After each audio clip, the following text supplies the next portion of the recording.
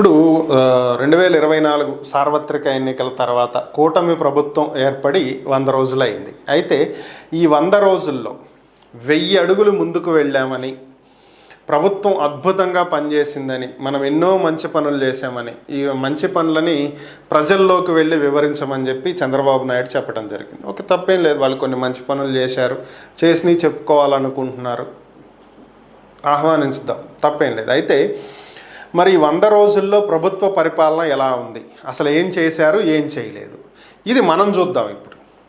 Okay, so ఇప్పుడు మనం ఈ 100 రోజుల్లో చంద్రబాబు నాయుడు చేసినటువంటి పనులు ఏంటి, చెయ్యనటువంటి పనులు ఏంటి, సో దీన్ని మనం ఇప్పుడు చూద్దాము. ఇక్కడ మనం రెండు తీసుకుందాం, చేసినవి, చెయ్యనివి.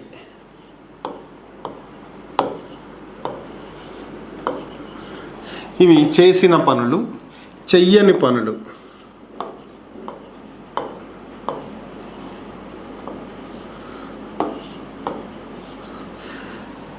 ఇప్పుడు చేసిన పనులు ఏంటో చూద్దాం. కూటమి అధికారంలోకి రాకముందు, అంటే ఎన్నికల ప్రచారంలో చెప్పినటువంటి మాటల్లో ముఖ్యమైనటువంటిది ఏంటంటే, తాము అధికారంలోకి వచ్చిన వెంటనే వృద్ధాప్య పెన్షన్ని 4000 రూపాయలు చేస్తాము అని చెప్పారు. 3000 నుంచి 4000కి పెంచుతామని చెప్పారు. సో పెంచారు, పెన్షన్ పెంపు 4000 రూపాయలు. సో దీన్ని చేశారు. దీని తర్వాత వాలంటీర్లు ఉన్నా లేకపోయినా 1వ తేదీనే ఖచ్చితంగా ఇంటి వద్దకే పెన్షన్ ఇప్పిస్తామని చెప్పారు. రెండోది, సో ఇంటి వద్దకే పెన్షన్. సో ఇది ఎంతవరకు చేశారు అంటే 100% చేశారనే చెప్పుకోవచ్చు. ఎందుకని అంటే, ఒకవేళ ఏదే సచివాలయ ఉద్యోగులతోటి అవసరమైన చోట అంగన్వాడీలు, ఆశా వర్కర్లను కూడా ఉపయోగించుకుని, వాలంటీర్లు ఇంకా విధుల్లో లేకపోయినప్పటికీ కూడా ఇంటి దగ్గరకే పెన్షన్ ఇస్తున్నారు. అలాగే ఒకవేళ ఆదివారం గనక వస్తే 1వ తేదీ ముందు రోజే పెన్షన్ ఇచ్చేస్తున్నారు. అంటే 2వ తేదీ వరకు ఆగకుండా 31వ తేదీనో 30వ తేదీనో ఒకరోజు ముందే పెన్షన్ ఇచ్చేస్తున్నారు. సో నిజంగా ఈ విషయంలో మాత్రం పెన్షన్ అందుకుంటున్న అందరిలోనూ కూడా కూటమి ప్రభుత్వం 100 మార్కులు వేసేసుకుంది. ఇక మూడవది ఏంటి అంటే మెగా డిఎస్సి. ఇది ఆల్రెడీ వేశారు. దీంట్లో 16,340 పోస్టులు సంథింగ్ వేశారు. ఇది ఎగ్జామ్ జరగాల్సి ఉంది, ఎగ్జామ్ ఒకటే పెండింగు. మెగా డిఎస్సి కూడా వేశారు, ఇచ్చిన మాట నిలబెట్టుకున్నారు. నెక్స్ట్ది ఏంటంటే ల్యాండ్ టైటిలింగ్ యాక్ట్.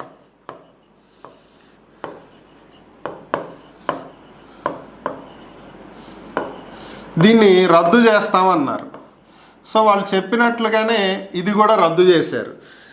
గత ప్రభుత్వం, వైఎస్ఆర్ కాంగ్రెస్ పార్టీ ప్రభుత్వం ఓడిపోవటంలో కీలక పాత్ర పోషించినటువంటి చట్టం ఇదే, ల్యాండ్ టైటిలింగ్ యాక్ట్. దీన్ని తాము అధికారంలోకి రాగానే రద్దు చేస్తామన్నారు, చెప్పినట్లుగానే దీన్ని రద్దు చేసేశారు. నెక్స్ట్ స్కిల్ సెన్సెస్, నైపుణ్య గణన.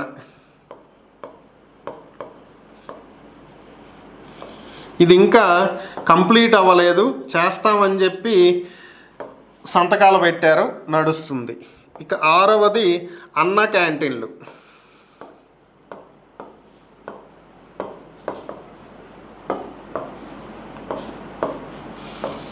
100 అన్న క్యాంటీన్లు ఏర్పాటు చేశారు. 5 రూపాయలకే ఉదయం బ్రేక్ఫాస్ట్, మధ్యాహ్నం భోజనం, రాత్రికి భోజనం అందిస్తున్నారు. ఇవి ఎంతమంది వినియోగించుకుంటున్నారు, ఎంత సక్సెస్ అయినాయి ఏంటి అనేది పక్కన పెట్టేస్తే ఇచ్చిన హామీ మాత్రం నెరవేర్చారు, అంతవరకు మాత్రం మనం ఖచ్చితంగా చెప్పుకోవచ్చు. ఇక 7వది, ఇదే వరదలకు సంబంధించినటువంటి అంశం. ఇది ఇచ్చినటువంటి హామీలది కాదు, అయితే ఇటీవల అనూహ్యంగా వచ్చినటువంటి వరదలని సమర్థవంతంగా ప్రభుత్వం ఎదుర్కొందా లేదా, దీంట్లో మిక్స్డ్ టాక్, ఇటు ఉంది ఇటు ఉంది. ఎందుకని అంటే అందరినీ కూడా సంతృప్తి పరచలేరు కదా. దాదాపుగా ప్రభుత్వ పరంగా అయితే ప్రతి ఒక్కళ్ళకి మేము సహాయం చేశామనే చెప్తుంది, కానీ బాధితుల విషయానికి వస్తే మాకు అందలేదని చెప్తారు. సో కాబట్టి కొంతమందికి అందిద్ది, కొంతమంది అంది ఉండకపోవచ్చు. అలాగే గ్రౌండ్ ఫ్లోర్ వరకు మునిగిపోయినటువంటి వాళ్ళకి 25,000, ఫస్ట్ ఫ్లోర్ మునిగినటువంటి వాళ్ళకి 10,000 ఇస్తామని చెప్పారు. అలానే 2 వీలర్లకి 3,000, 4 వీలరు 3 వీలర్లకి 10,000 ఇలా కూడా ప్రకటించడం జరిగింది.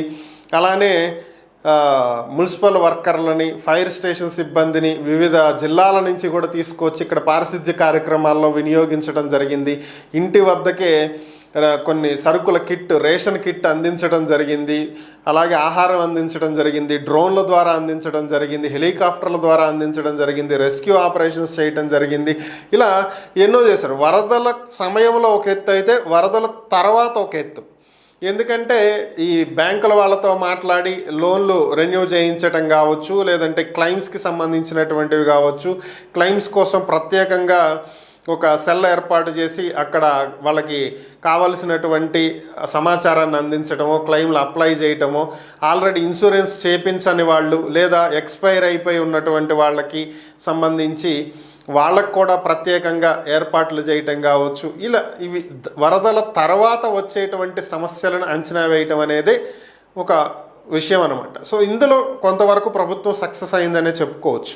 అంటే పూర్తిగా ప్రతి ఒక్క వ్యక్తికి అన్నీ అందకపోవచ్చు, ఇంకా అందని వాళ్ళు చాలామంది ఉండొచ్చు, అందరికీ అందినవని నేను కూడా అనను. సో కొంత అసంతృప్తి అయితే ఉంది దీంట్లో. ప్రభుత్వం ఎంత కష్టపడినా ఎంత చేసినా కొంత అసంతృప్తి అయితే ఖచ్చితంగా ఉంది, దాంట్లో డౌట్ ఏం లేదు. ఇక దీంట్లో చూద్దాం చెయ్యని పనులు ఏమున్నాయి అనేది కనుక చూస్తే, ఫస్ట్ విషయం ఏంటి అంటే ఉచిత గ్యాస్ సిలిండర్. దీపావళి నుంచి ఇప్పుడు ఇస్తానని చెప్పారనుకోండి, ఇంకా అమలు అవ్వలేదు కాబట్టి ఇప్పుడు దాని గురించి మాట్లాడుకుందాం. ఉచిత గ్యాస్ సిలిండర్ 3 ఇస్తామన్నారు, ఏడాదికి 3, 1 కూడా ఇవ్వలేదు. 2, 18 సంవత్సరాలు నిండినటువంటి వాళ్ళకి ప్రతి నెల 1,500 రూపాయలు. సో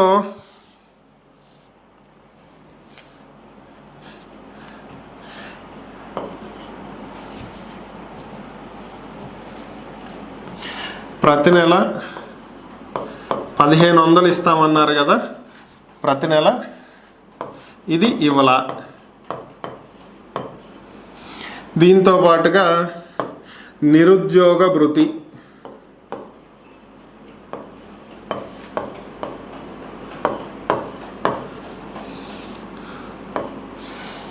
నాలుగు, ఇంట్లో ఎంతమంది పిల్లలుంటే అంతమందికి ప్రతి ఒక్కళ్ళకి 15,000 రూపాయలు.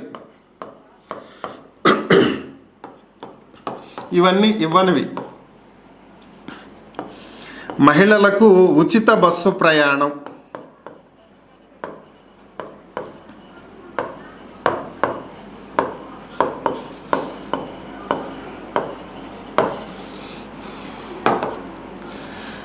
ఆరు, రైతు భరోసా